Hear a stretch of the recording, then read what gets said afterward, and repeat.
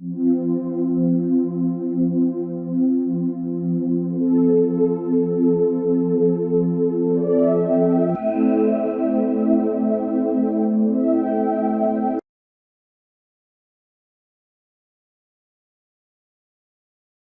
tapage diplomatique que subit depuis des mois le régime marocain des Makhzen cache l'une des plus grandes menaces à la stabilité du trône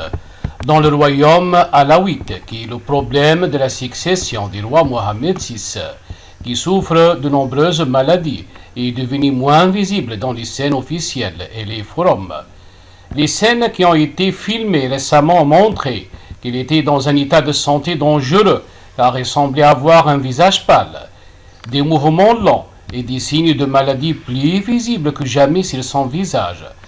La présence du roi du Maroc dans les réunions et activités officielles de la période récente n'était pas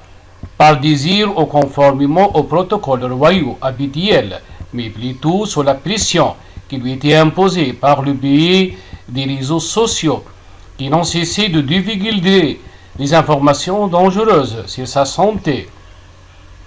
ce qui l'a forcé à sortir pour nier ces rumeurs. Cependant, sa sortie n'a pas éliminé ces rumeurs, autant qu'elle les a renforcées en raison de la situation fragile dans laquelle elle est apparue devant les caméras et les objectifs des caméras. Mohamed VI n'apparaissait pas sur la photo qui rassemblait les participants à ce dernier forum de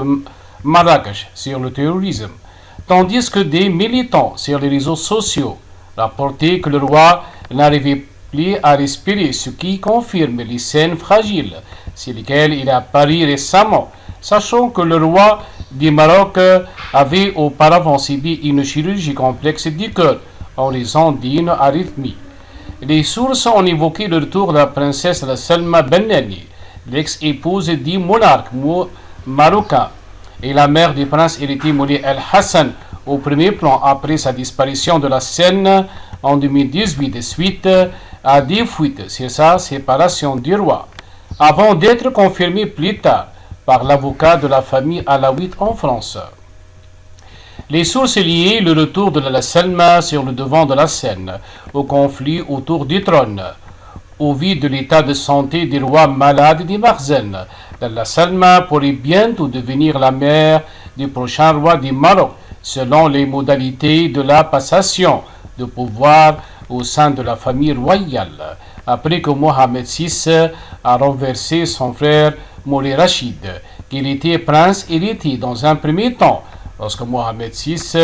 a succédé à son père décédé Hassan II en 1999.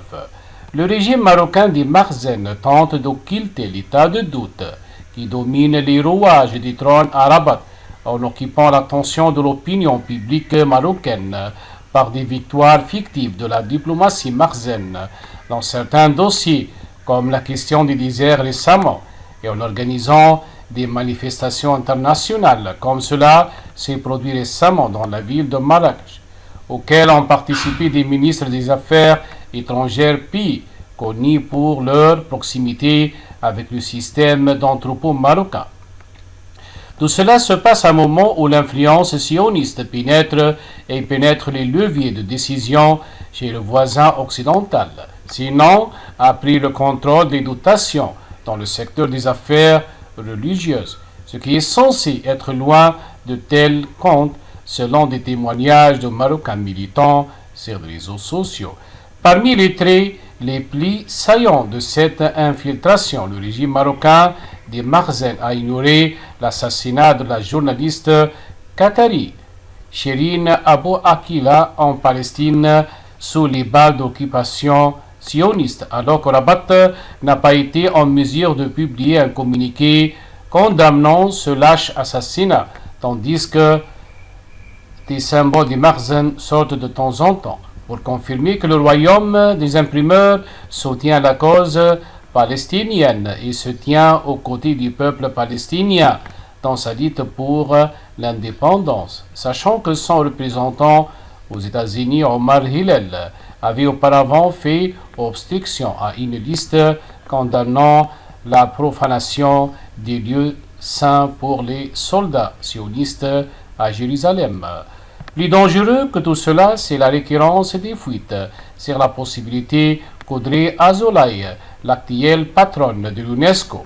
et la fille du juif André Azoulay, conseiller au Palais Royal, prennent la tête du gouvernement marocain dans le prochain amendement succédant à son actuel président Aziz Khanouch, une fuite devenue plus crédible à la lumière du contrôle des pays par les Juifs. La solution et le contrat s'ancrent dans le système d'entrepôt marocain.